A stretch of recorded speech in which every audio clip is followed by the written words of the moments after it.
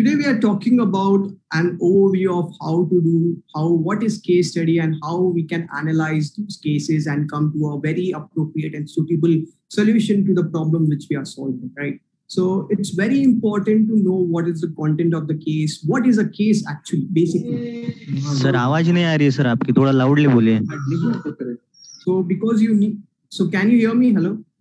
Yeah, we can hear you. I think please check your internet. Join once again because voice is proper. Voice is poor.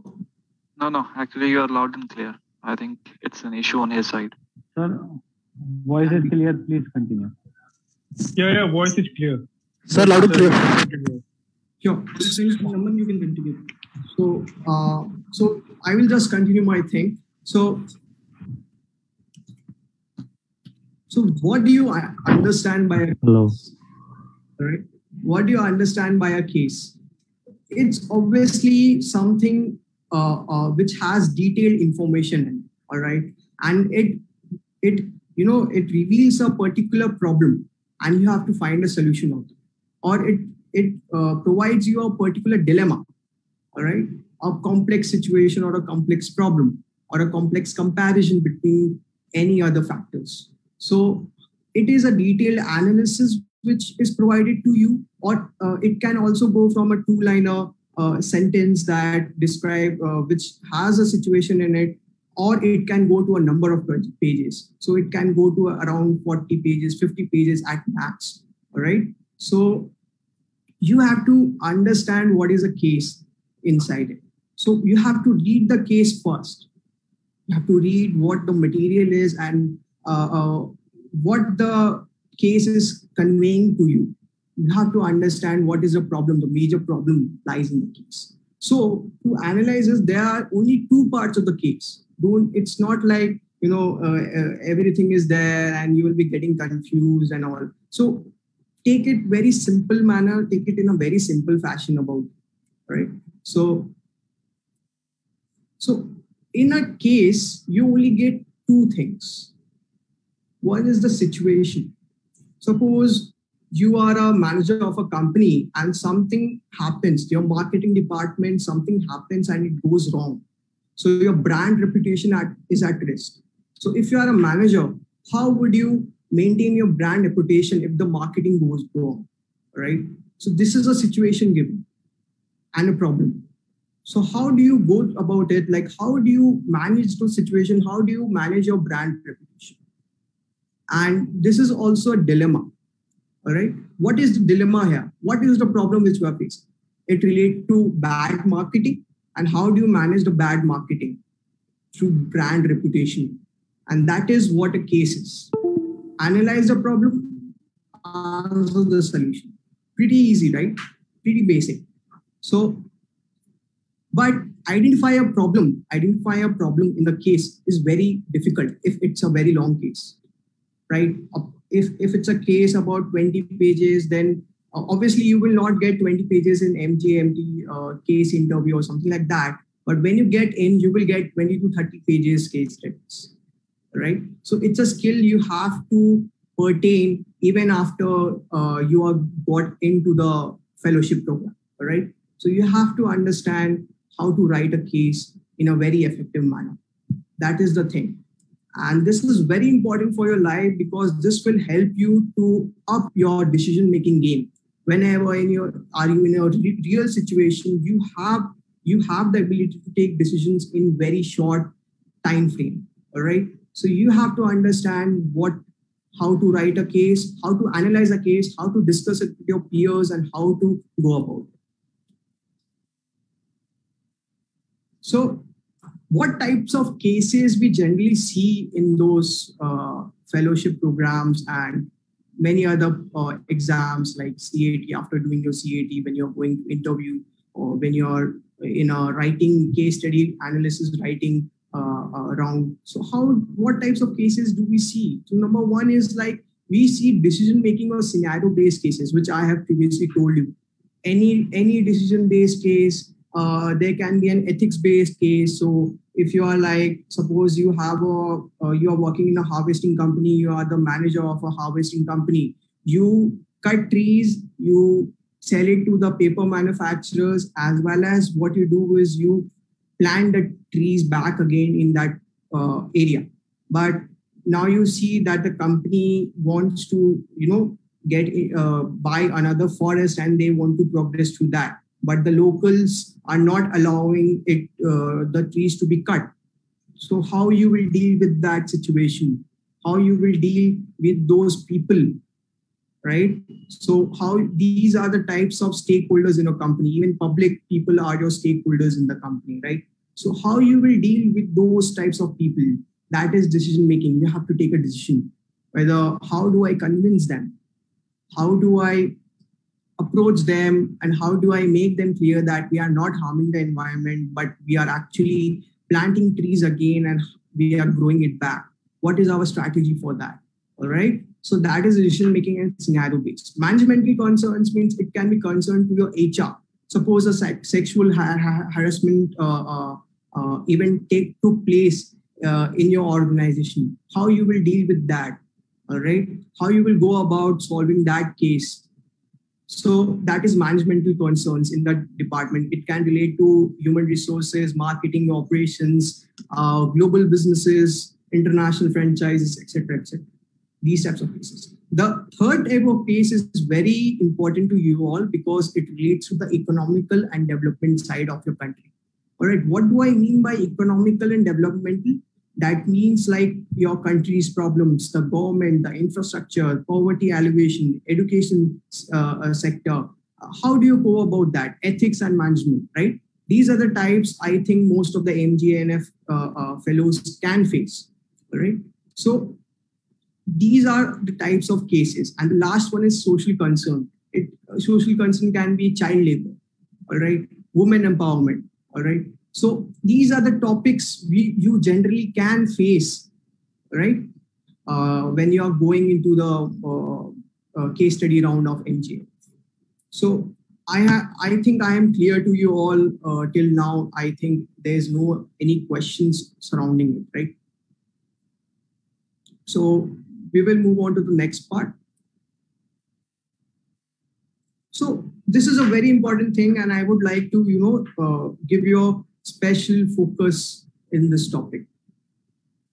How do you go about a case? How do you analyze it?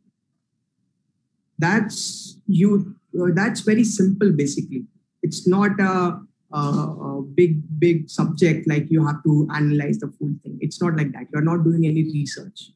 So how do you analyze a case and how do you go about that?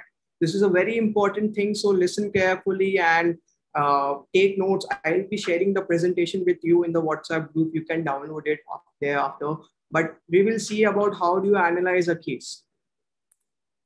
Number one thing, problem statement. Identify the major concern or problem of a case. That is number one, because there can be many problems in just a single paragraph. You have to pick the right one. What is the problem here? Major problem. There can be a major problem which has certain divisions to it. All right. There can be a problem where you have to identify, there can be many problems. All right. So it can relate to something like you are managing the stakeholder. That is a main problem. But your problem consists of operations also and marketing also. All right. Your problem can be of governmental also and societal or community based also. All right. So you have to identify what is the major cause, what is the major problem which you have to solve, what is pinpointing. And the thing is, never overthink. Be precise, be to the point, and never overthink. People, what they do is they tend to, think more, and then they get confused and they do not come up to a solution. Do not overthink. And this is the ability which nobody can teach except you. All right. So we will coming back to that after we are going through all the cases that how to build the aptitude. But for now, do not overthink. Be focused, be precise, and be clear. That is what a good communicator would do. All right. Because writing is also a skill. It's also a communication skill. How do you tell a story? How do you make it a flow? That is what you want to do. Well, problem statement is not you have to write a full paragraph. It is just to identify what the major concern. You have to write the problem statement at first. Write the problem statement, then proceed to the next step. And next step is analyzing the case. All right. So analyzing the case, the number one point is very important for you all. Think with a concise point of view. Because if you don't think with a concise point of view, it will be difficult because your ideas in your brain will be bumbling here and there, and many solutions, many things will be coming. Because and it is also important to develop a case writing style, because everybody is different, every personality is different, everybody's thinking is different. So you have to practice and develop your case writing style. All right, that is you have to do. Nobody could teach. So thinking a concise point of view, if you think that you are writing 3 sentences and you can frame it in a very simple sentence, like from going to 3 to 1, first of all, you are saving the space and the words. And second of all, you are conveying your message in a very simple manner. Always write simple, concise in the point of view. Never overthink. All right. Second, read and understand the information given thoroughly. All right. You have to read the case. If it's a 1-pager, all right. So if it's a 1-pager, you have to read the case. You have to see what are the problems are there, what the problems are related to, and then you have to come up with a solution. How do you come up? You have to read each and every sentence and think about that. Do not overthink, but think, just think. All right. Don't put pressure and don't make pre-assumptions. The third point, like there can be pre-assumptions like if the GDP goes down, if the GDP goes up, what will happen? You don't have to include that. All right. If the GDP, if there's mentioned that this is the, this is the GDP and it has fallen, just care about that. Don't care about going into more future or going into more past. Be in that present scenario. Don't go too far. Don't go too back. All right. If it's a 1-pager case, if it's not a 1-pager case, suppose if there's something which you have to explain, suppose there's a topic given on women empowerment and how do you implement in India, how to boost women empowerment programs in India. So you have to understand what is the thing, how women are affected by the current scenario, the present scenario. What was the thing? Go a little bit in the past, what was the thing, and then you write the case, right? And these are the problems, these are the solutions I'm thinking. You have to think, do not overthink.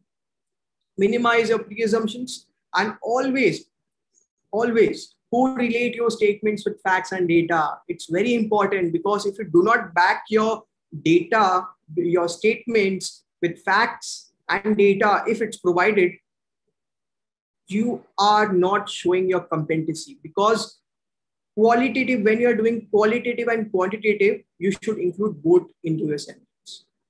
So if it's saying about education for women, all right, so you have to know what is the universal data of that. If the data is not given, certain types of data are universal, certain types of data are permanent. That means they are going to change in a few years, not in a short time frame. It takes a long time frame to do. So what you do is you have to read and read, but the data is not given to you. If the data is not given to you, how do you analyze it? You have to know it. How do you know it? I'll tell you in further thing, for the slides. But for now, you have to understand that you can use universal data sets. So using universal data sets will help you, to show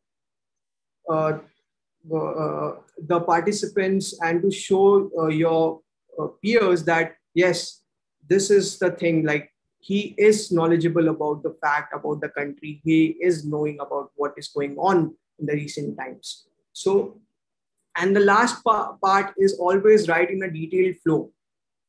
Suppose if you're writing something about the problem, you're going, and suddenly there's a break in it. And what do I mean by break?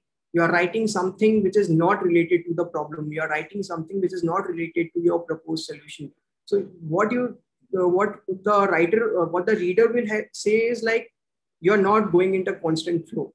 You do not have the good communication skill. You will be rejected. So always write in a very detailed flow. You have to practice the flow writing. This case never comes by just watching a lecture to the person. He will just give you the initial thoughts, and that is up to you at how you will develop writing the case. What is your writing style? All right. So we are going to the next part of the case. The number third thing, we have covered problem statement. You start with the problem statement. You identify the problem by reading the full case or full paragraph thoroughly. You just got the problem statement. Then you analyze the case, that what is the problem and what are the solutions applicable to it.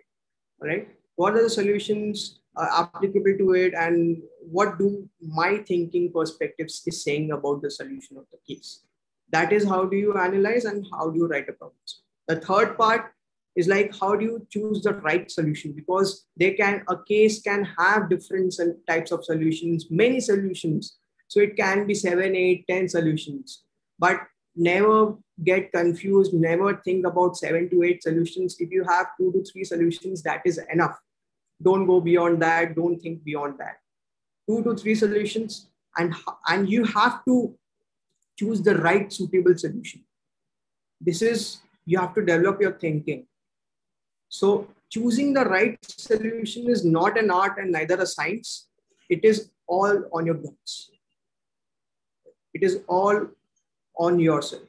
You have to understand what the situation and what is the right suitable solution is. Second thing, when you utilize frameworks such as SWOT analysis, BCG matrix, product life cycle, etc., if it's a business related case study, if you know about the frameworks, if you don't know about the frameworks, go to the internet, go to YouTube. There will be so many resources covering those frameworks, how to apply the frameworks in the case studies, in the business context. Go and see the YouTube videos. It could be enough for you.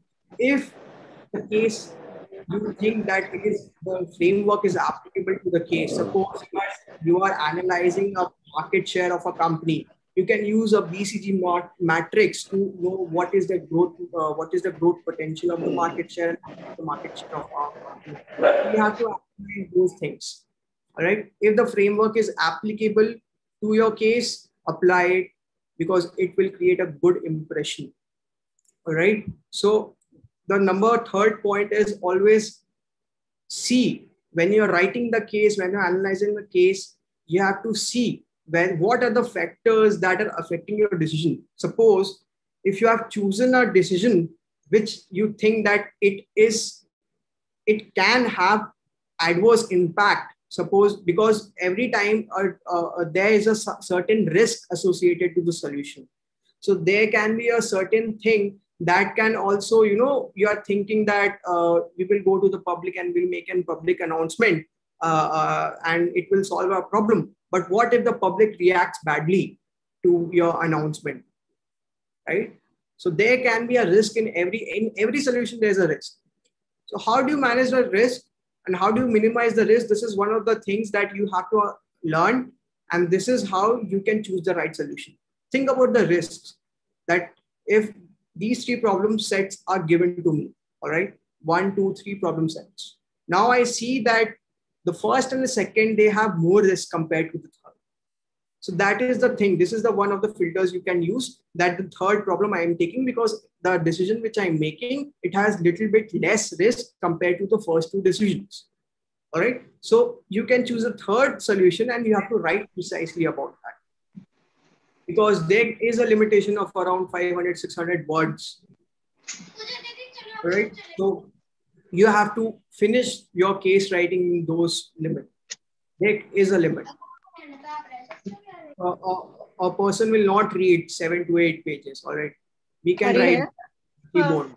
We will just finish it in a page, 500 to 600 pages, words at max, or the capacity which the examiner has given to you. Right in that bracket. Do not over your wording or do not underdo your wording. Suppose if the limit is given 500, 600 words, if you're writing 250 words, it won't be of no use. So you at least write 500 or 550. Do not go beyond 600. All right. Do not go beyond what is your limitation. All right. And the third and the fourth thing, when you're pertaining into that risk, when you're analyzing the risk, if there's a risk about that, how do you, if you have a backup plan or not? All right. So you have to know that what is your backup plan. If the public reacts wrong to my public announcement, what is the thing? What will I do next? How do I analyze the backup plan and how do I, implement those backup plans? So you have to have a backup plan in that, right? After choosing your right solution, all right, this is the end.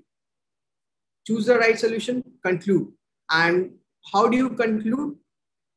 You just write a short summary about what you have done and how the public will react. And in the end, you made a conclusion. That's it. Identify the problem statement, analyze the case, write the solution, and end with the conclusion. These are the 4 things you have to remember. And you have to practice cases. Practice, practice, practice. Nothing else.